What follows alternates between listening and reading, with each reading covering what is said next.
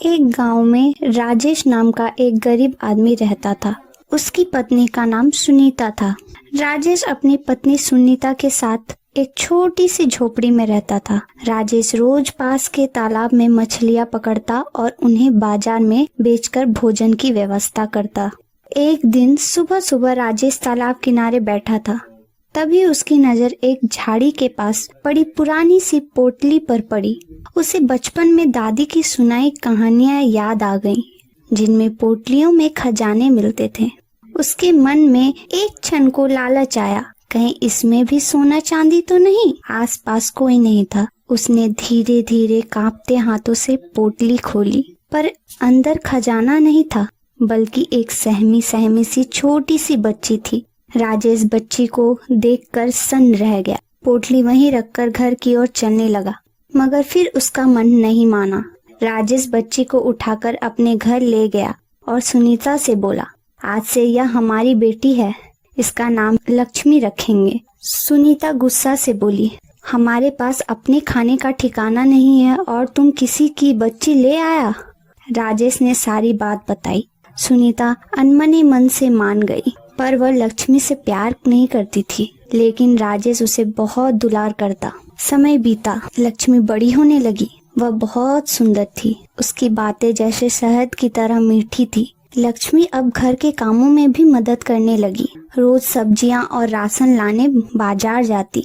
एक दिन बाजार में एक मोटा सेठ उसे देखता है। लक्ष्मी के सुनहरे बालों को देखकर वह चुपके से एक बाल तोड़ लेता है। जांच करने पर वह पाता है कि लक्ष्मी के बाल सच में सोने के हैं। अगले दिन वह सेठ राजेश के घर जाता है और उन्हें यह बात बताता है। राजेश और सुनीता चौंक जाते हैं।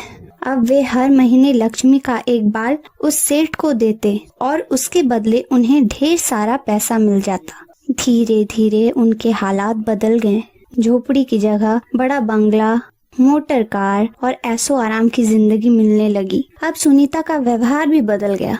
वह लक्ष्मी को प्यार करने लगी, मगर अब उस प्यार में स्वार्थ था। कुछ समय बाद सुनीता के मन में लालच बढ़ा।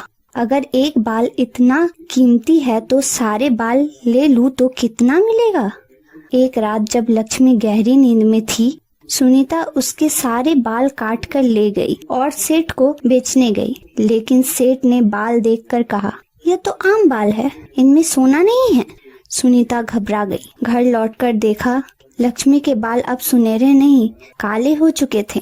राजेश ने जब यह देखा तो सुनीता ने अपना अपराध स्वीकार किया और फूट फूट कर रो पड़ी। मैंने लालच में आकर अपनी बेटी की चमक छीन ली। राजेश चुपचाप लक्ष्मी के पास गया और उसका माथा चूमा। लक्ष्मी, तू अब भी हमारी लक्ष्मी है, चाहे बाल सोने के हो या नहीं। लक्ष्मी ने सब कुछ सुन लिया था। उसने कोई शिकायत नहीं की, बल्कि अपने माता पिता के गले लग गई। अब राजेश का परिवार पहले जैसा साधारण हो गया, मगर अब उनके जीवन में सच्चा प्यार और संतोष था।